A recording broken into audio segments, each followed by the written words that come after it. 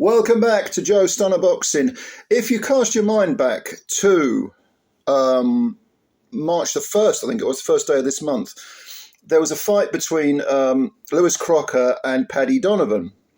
A real battle. It was a final eliminator for the IBF welterweight title to see who's got the pleasure of fighting Boots Ennis, who, by the way, is very quiet, isn't he? Since he joined Matchroom. Not a lot going on with Boots, which is a shame. I thought he might fly when he joined Matchroom, but they're obviously having a few issues or whatever. But anyway, this fight between Donovan and Crocker took place, and it had a very controversial ending because in the 8th round there was Donovan had dropped Crocker, and he seemed moments away from a big win. Crocker was busted up, bleeding, he'd been battered basically. As the saying goes, he hadn't just been beaten, he'd been beaten up. And then Donovan pushed him back to the ropes, was railing away on him.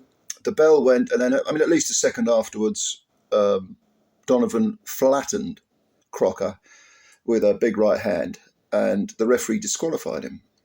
And it was in Belfast, wasn't it? It was a really deafening crowd. It is possible that Donovan didn't hear the bell. And also there was some criticism of the referee's positioning, where the referee normally jumps in when the bell goes to sort of make sure they've heard it. He didn't do that and so on. So Donovan's team appealed the decision to hand him that disqualification defeat. And in fact, he's won. He's won the appeal, which is relatively rare in boxing that appeals are successful. Now, Crocker, like I say, he was cut over both eyes. He needed oxygen afterwards, or they gave it to him, and he probably needed it, or not, he probably did need it. But this is Eddie Hearn after the fight. Eddie Hearn's a promoter. I think he promotes both guys. He was saying that he felt a rematch would be gigantic, even though he understood if Crocker was to try and move on and fight Boots, nevertheless, he probably wasn't going to make as much money as if he rematched Donovan. And he was leaning towards it. He said, I really think we should put them together. This is unfinished business. I'm paraphrasing what he said. But I essentially agree with that. And sure enough, we're going to get that. I assume we're going to get that rematch, because the IBF have said, no, we want to see a rematch. We feel that the arguments made by Donovan's side, and Donovan did dominate the proceedings. He was winning that fight at a canter, really. Crocker was competitive, but I don't think there was ever really any. I think it was in terms of giving the rounds out. I'm struggling. Crocker maybe won a couple, but I thought Donovan was containing Crocker. Crocker seemed to lack a little bit of variety, a bit of imagination, perhaps, whereas Donovan was kind of box fighting rings around, Crocker, who, as game as he is, and my God, he was game. No quitting the guy, but it did look like one guy was always going to win that fight, and then for him to get disqualified right at the end. Now he did have he was reprimanded by the referee prior to that for various things. I think he had 2 points taken off. Was it low punches, holding, all that sort of stuff?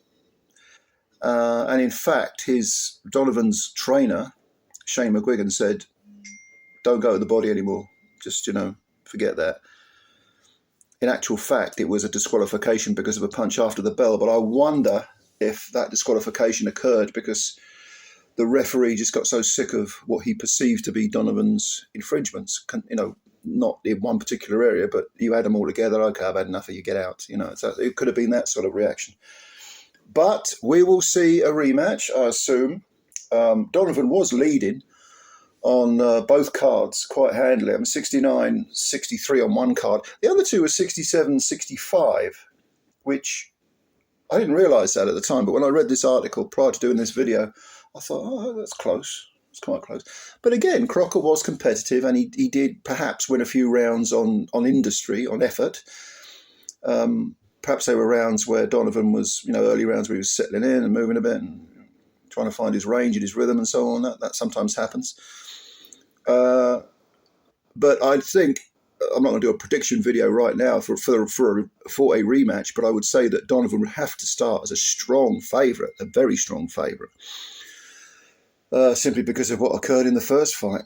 But I think it's quite good. It's quite refreshing, when something actually that you would think, okay, they really need a rematch here. When the mandatory, or should I say, when this was a final eliminator, when the ruling body says, okay, yeah, there was an injustice there and we're going to try and rectify it, that's quite refreshing, because let's be honest, it doesn't often happen, not that much, certainly not as much as it should do in boxing.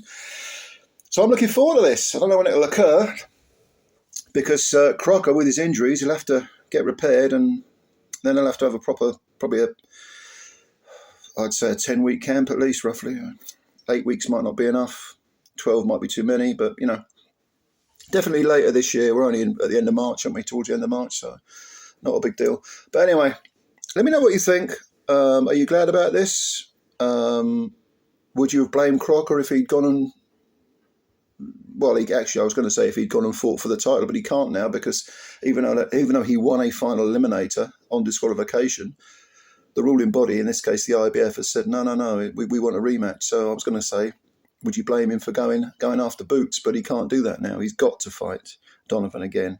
And I think overall that's not bad. Anyway, if you've got any comments, leave them below. And yeah, please subscribe to the channel and hit the like button. If you're a newbie, thank you very much for your time, ladies and gentlemen. I'll catch you later. Bye for now.